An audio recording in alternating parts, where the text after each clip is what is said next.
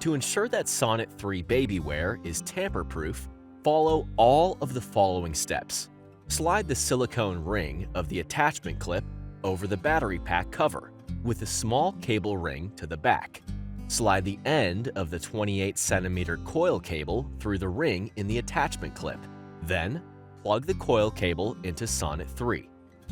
Slide the battery pack cover over the battery pack, and then lock it into place by turning the lock with the combi tool screwdriver. Then, remove the earhook by pushing the earhook pin through the hole using the pin removal tool. You do not need to remove it completely.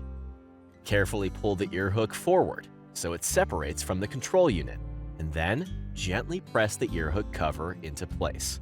Then, press the pin back in. Sonnet 3 can now be clipped to clothing.